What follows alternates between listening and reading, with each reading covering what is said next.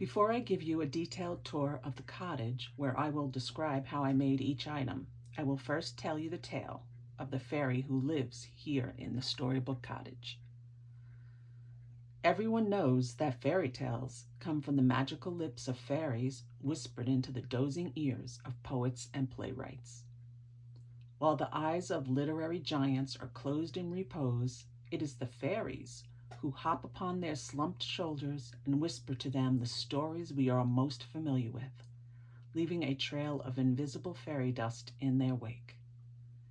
If not for the Fae, Rapunzel would never have let her hair down, Snow White would never have been kissed awake by her prince, and Hansel and Gretel would never have gotten lost in the same deep, magical wood where our own fairy tale cottage exists, its very walls a testament to those favorite stories that our own particular fairy whispered into being. Ours is a friendly Fae, entertaining her Fae friends at a table laden with their favorite seeds and berry treats. As they savor the harvest of the forest together, they compose new tales, new prose to be whispered into the ears of all the newest poets and writers who dream of literary success, never knowing that it is only the Fae who can make them so well known. The fairy tale cottage is an invisible haven hidden within the deepest forest, a warm fire always welcoming friends to its hearth. Comfortable moss-covered chairs before a table laden with its bounty entice the sprites and pixies to sit and converse on magical things. On the top floor, the fairy hostess can find her rest on the moss-covered bed, its soft, silky leaves a perfect counterpane to blanket her while she, too, dreams. Across the room is an enchanted trunk filled with her most prized possessions, and above it a place to hang her best pair of wings for a midsummer night's dream. The fairy who lives here in our fairy tale cottage has an enchanted name, kept secret to humans who should never hear it lest they utter it and undo her magical abilities. She holds that entrancing word close within her heart and plans her next excursion through the open window of a poet's home to gift him or her with her latest tale, leaving invisible fairy dust in her wake.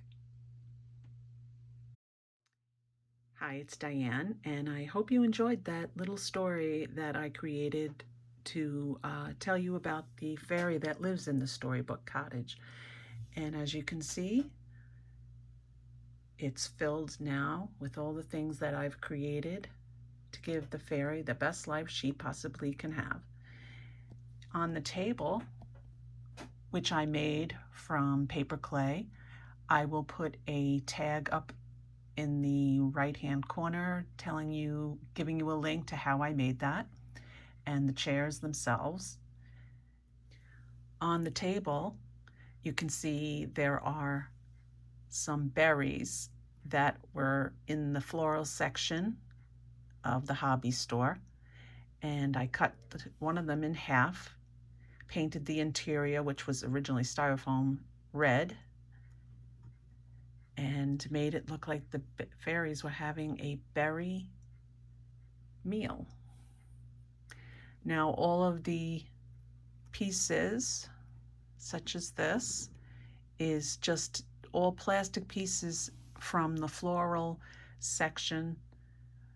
They were made out of flowers that I took apart, and there's always, with silk flowers, there's always like plastic pieces that hold the flowers together, and I just took a few of those pieces and glued them together, and it made these kind of goblets that I am using as cups. Same thing with this piece, which is just the interior pieces of a flower, and the bottom is a small bud from a flower, and I glued them together to make a little bit of a dessert tray. The chairs I have a video for, and again, I'll put a tag up at the top right-hand corner, and you can click on that link and it'll take you to the video of how I created the chairs. Now let's move this out of the way, and I will show you what we have here. These are ceramic fruits and vegetables that I've had for many years, actually. This is a tomato.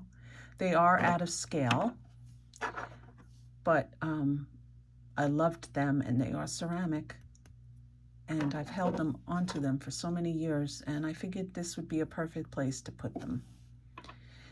On the counter here is a plant that I created, again, from flowers from the florist section of the store. And these are particularly, I use a lot of flowers from the Dollar Tree because obviously they are inexpensive. And the pot is real terracotta pot, but a very small one from the craft store.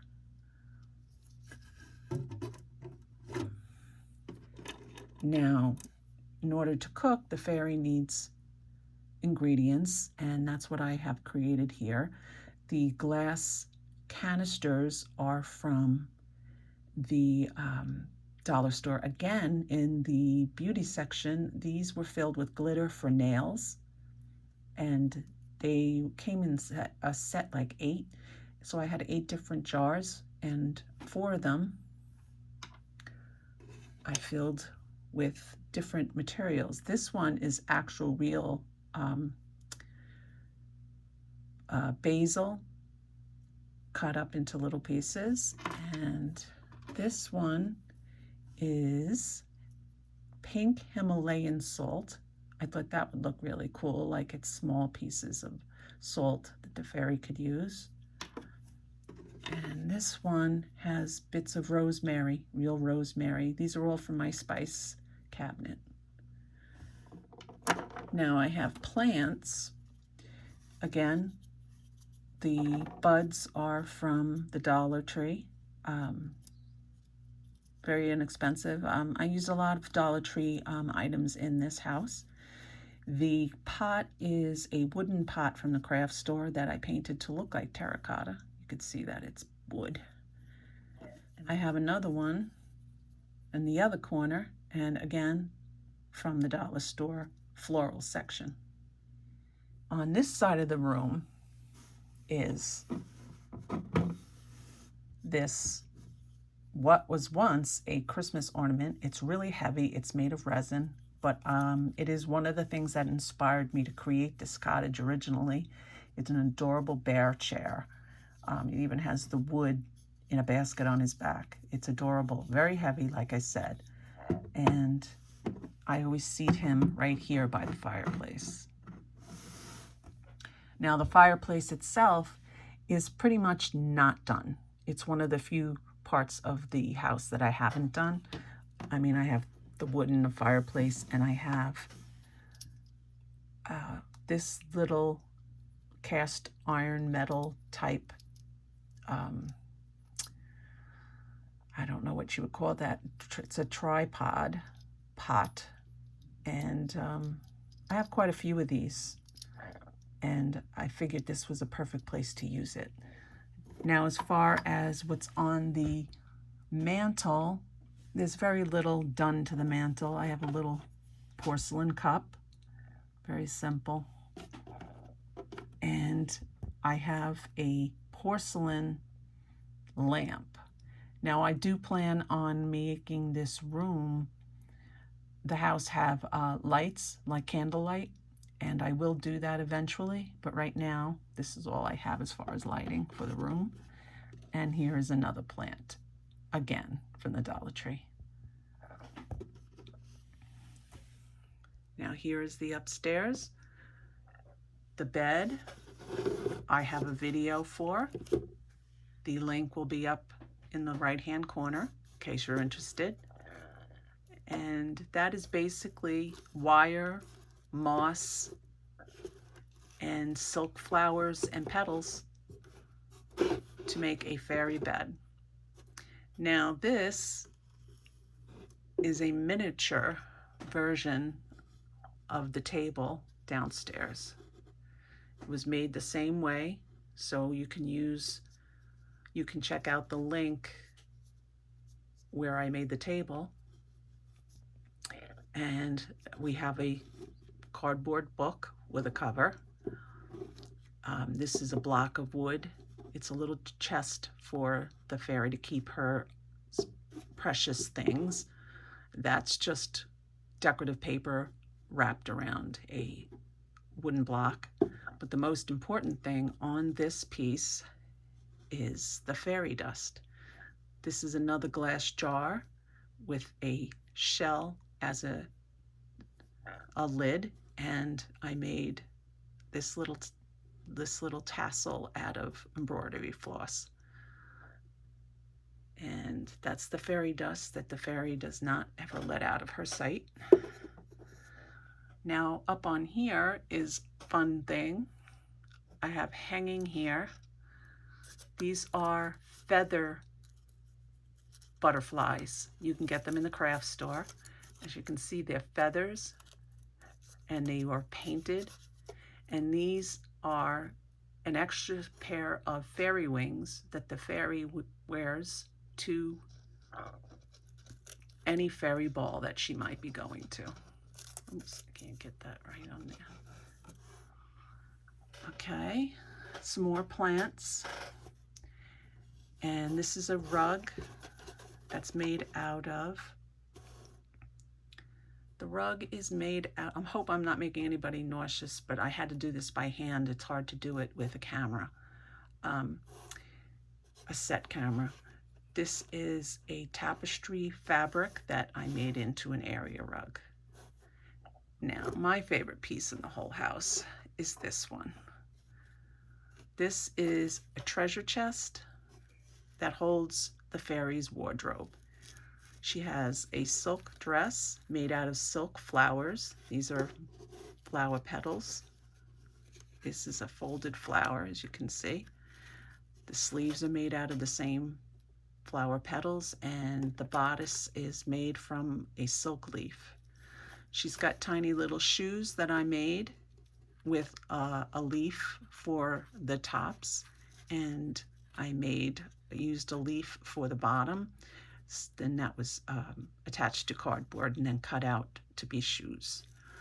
This is just a decorative, this piece is just a decorative piece that I hung on there because I thought it was just so pretty.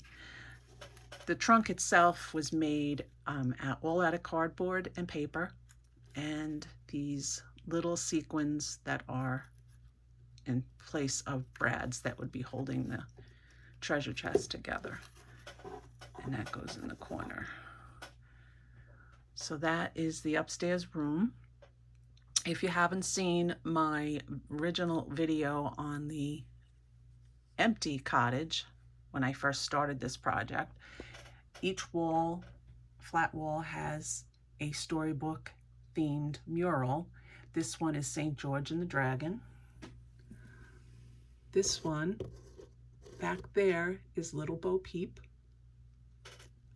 I don't think I can get to the one over there, but let's go downstairs. And down here is Rapunzel there on the left and Beauty and the Beast on the right. And that is the house. I'll do a slower walk around for you, so in case you were getting a little nauseous from before.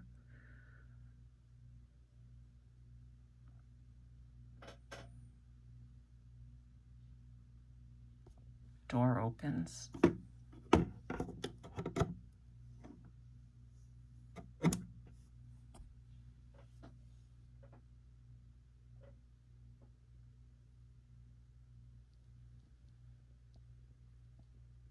It's a small little house, but I like it, and so does the fairy that lives here.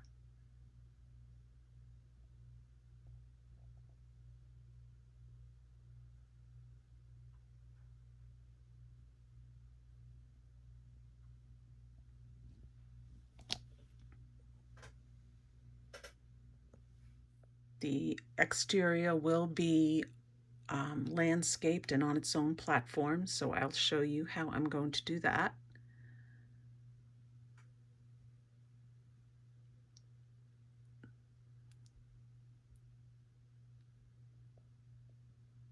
You see my desk in the background there. This is where I work. This is where all the magic happens.